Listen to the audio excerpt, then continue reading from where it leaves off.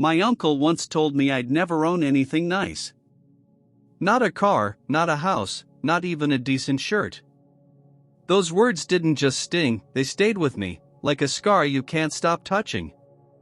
And I need you to hear this, because what happened next is one of the most satisfying stories of instant karma you'll ever hear. This isn't just some boring family story. This is drama, betrayal, and revenge all rolled into one.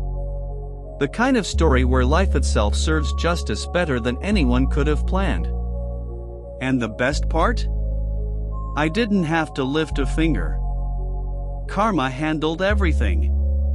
Picture this: a man who thought he had it all. Money, status, a country club membership he bragged about at every family dinner. He wore his arrogance like a badge of honor.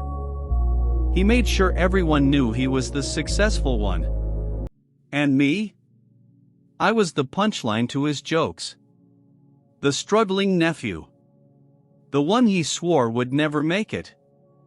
I still remember his voice, calm but cutting. Kid, some people are just meant to stay where they are.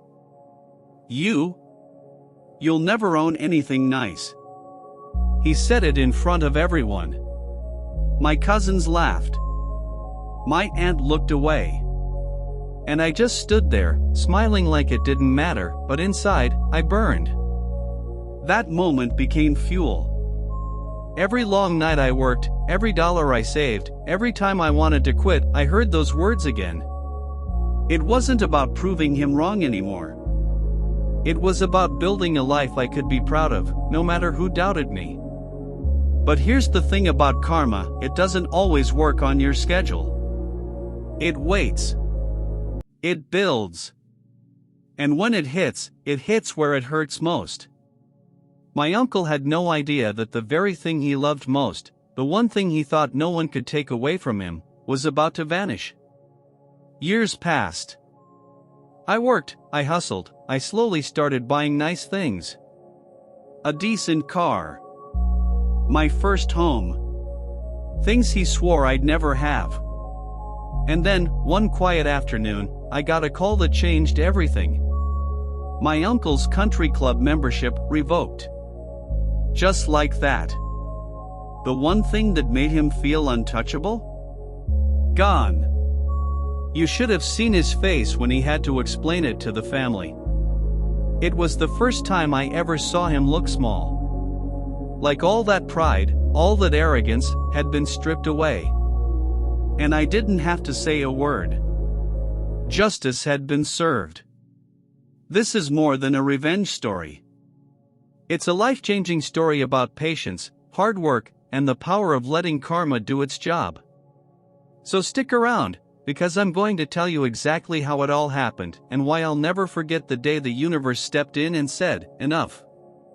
Would you like me to continue this exact tone and expand the setup and conflict next, showing the family dynamics, his arrogance, and how it fueled your determination, so we build tension before revealing the climax?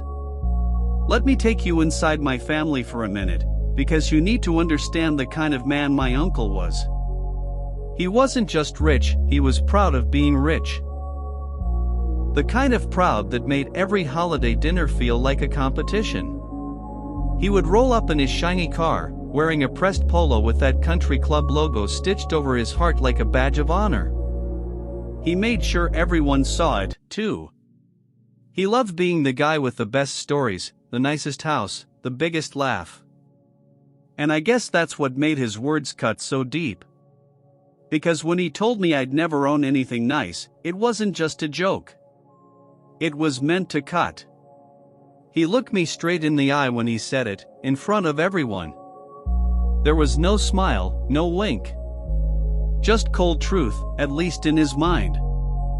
And I laughed it off that night, but when I got home, I felt like someone had punched a hole through me. That moment stuck with me. Every time I saw him at a family party, he'd drop little comments, subtle digs, just enough for me to feel small.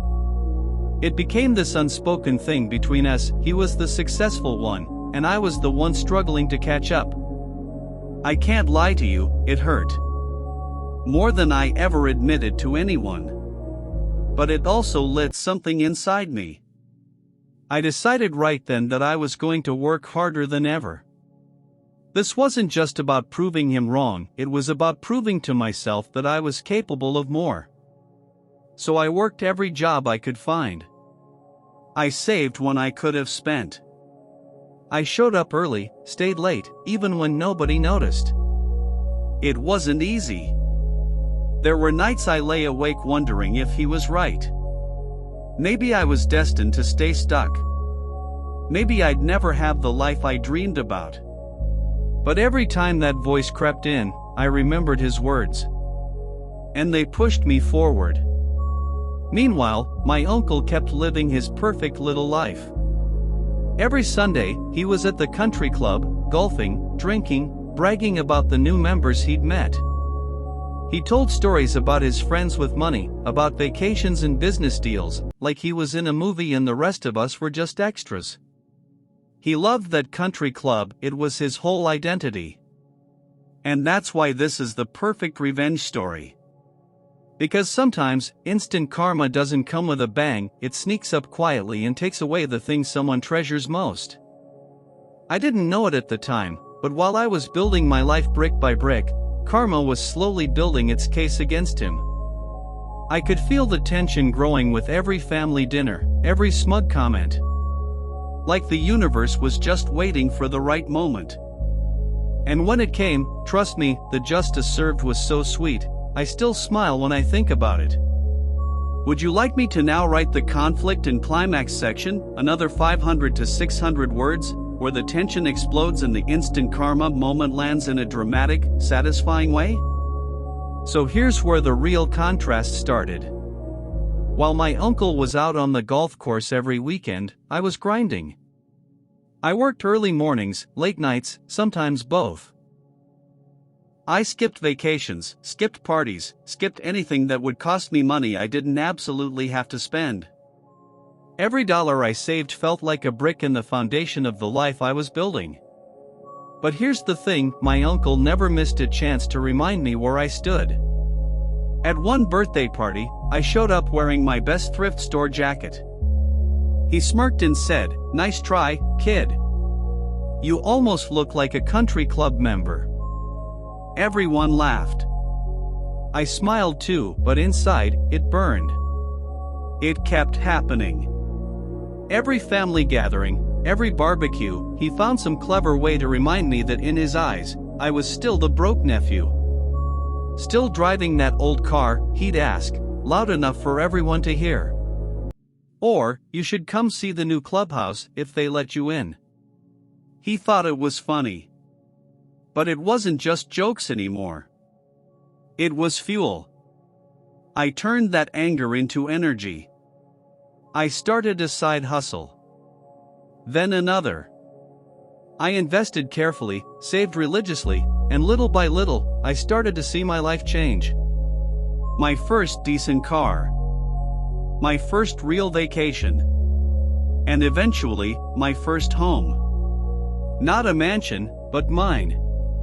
A place with my name on the deed. But even then, he couldn't resist. "Don't celebrate too soon," he said the first time he came over. Owning something nice is easy. Keeping it nice is the real trick. He said it like he was teaching me a lesson, but all it did was remind me of the promise I made to myself the night he first cut me down. I stayed quiet, but I never forgot. Every smirk, every remark, I tucked them away like evidence. I wasn't plotting revenge. I was just waiting. Because I could feel something building, like the universe was taking notes too. And then, little cracks started showing in his perfect country club life. I'd hear whispers at family dinners. Something about overdue dues. A disagreement with the board. At first, I thought nothing of it, he always had a way of talking his way out of trouble. But this time felt different. I kept my mouth shut and watched. Because I knew. I knew karma had been waiting for its moment, and it was finally getting ready to make its move. You could almost feel the shift in the air. He didn't laugh as loud anymore.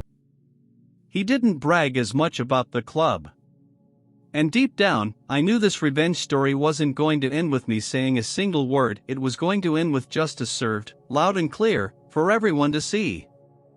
And then it happened.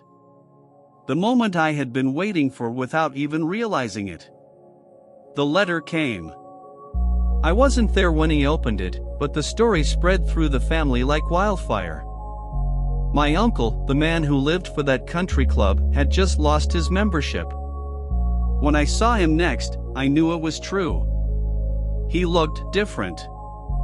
Quieter. Smaller. His usual smug grin was gone. He didn't mention golf.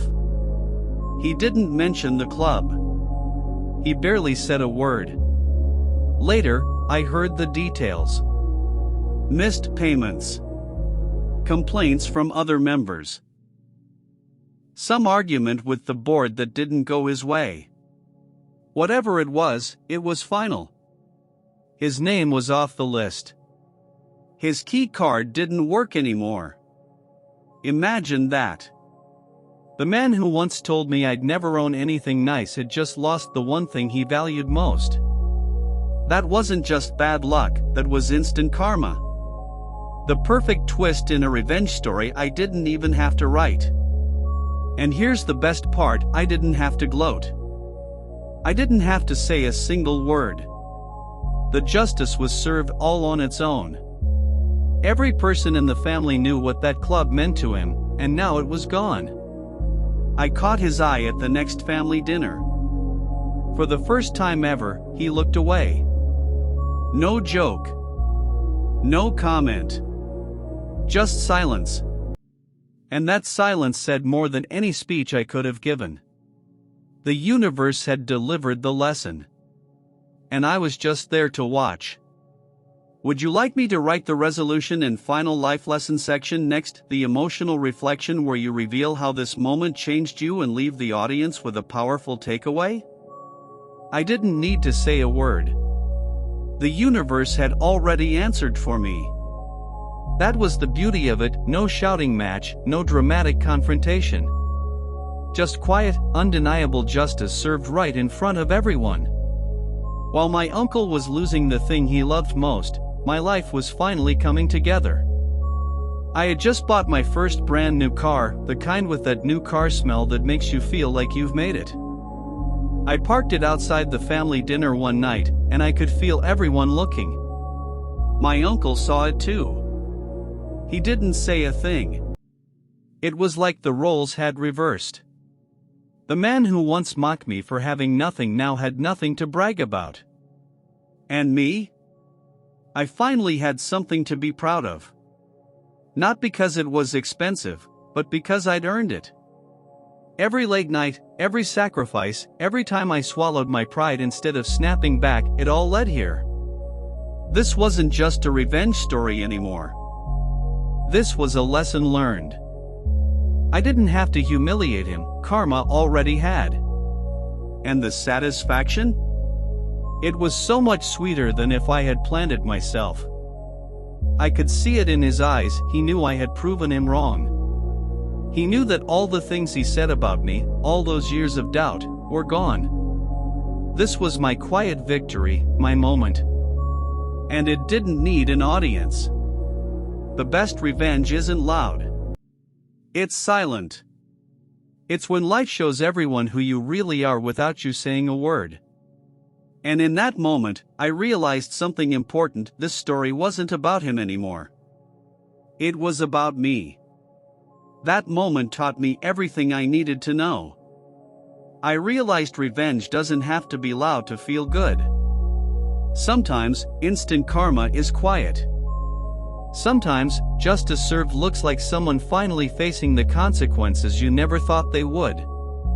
And honestly, it wasn't even about my uncle anymore. It was about me. About how far I'd come. About how I kept going when it would have been easier to quit.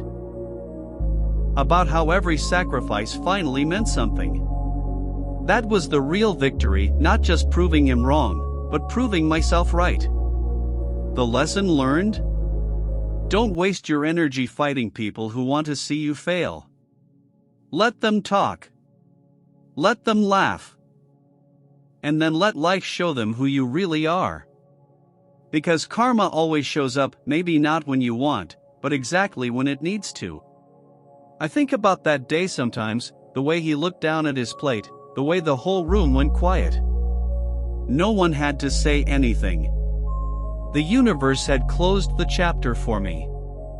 And that silence was the sweetest sound I've ever heard. So if you're listening to this right now and you've been doubted, humiliated, or told you'll never make it, keep going. Your moment is coming. Your justice will be served. If this story hit home for you, hit that like button and share it with someone who needs to hear it. And if you love satisfying karma stories like this, make sure you subscribe, because there are more lessons, more revenge stories, and more justice coming your way right here on Karma Stories Plus.